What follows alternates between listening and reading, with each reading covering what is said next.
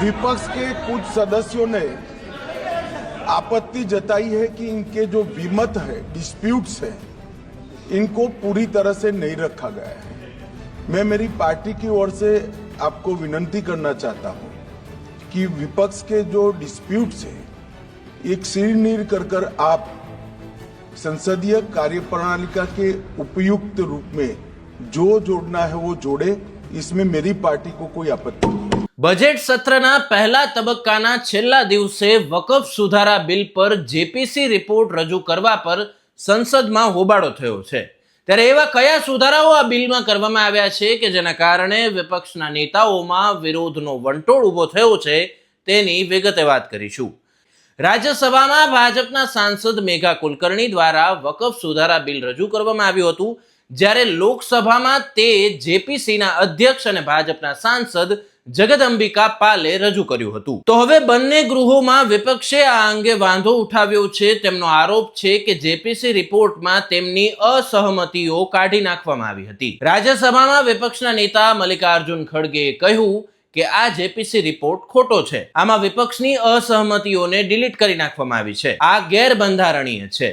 તો આપના સાંસદ સંજય સિંહે કહ્યું કે અમે અમારો પક્ષ રજૂ કર્યો છે, કોઈ તેની સાથે સહમત અથવા તો અસહમત હોઈ શકે, પરંતુ તેને કચરા પેટીમાં કેવી રીતે ફેંકી શકે। આ અંગે ગૃહમંત્રી અમિત શાહે કહ્યું છે કે કેટલાક વિપક્ષી સભ્યોએ વાંધો ઉઠાવ્યો હતો કે તેમનો અભિપ્રાય તેમાં સામેલ નથી। હું કહેવા માંગુ છું કે વિપક્ષી સભ્યો સંસદીય પ્રક્રિયા મુજબ જે ઈચ્છે તે ઉમેરી શકે છે, તેમના પક્ષ સામે અમને કોઈ જ વાંધો નથી। ત્યારે વકફ બોર્ડના જૂના અને નવા કાયદા વચ્ચે 4 મોટા તફાવત કરવામાં આવ્યા છે। તે કયા તફાવતો છે તેની વાત કરી લઈએ। જૂના કાયદા મુજબ કલમ 40 હેઠળ માનવાનું કારણ જો વકફ બોર્ડ કોઈ મિલકત પર દાવો કરે છે તો તે જમીનનો દાવો કરનાર વ્યક્તિ ફક્ત ટ્રિબ્યુનલમાં જ અપીલ કરી શકે છે, પરંતુ નવા બિલ મુજબ ટ્રિબ્યુનલ સિવાય જમીનનો દાવો કરનાર વ્યક્તિ રેવન્યુ કોર્ટ, સિવિલ કોર્ટ અથવા તો હાઈકોર્ટમાં પણ અપીલ કરી શકશે। જૂના કાયદા મુજબ વકફ ટ્રિબ્યુનલનો નિર્ણય અંતિમ માનવામાં આવે છે, તેને પડકારી શકાય નહીં, પરંતુ નવા બિલ મુજબ હવે વકફ ટ્રિબ્યુનલના નિર્ણય સામે હાઈકોર્ટમાં અપીલ કરી શકશે।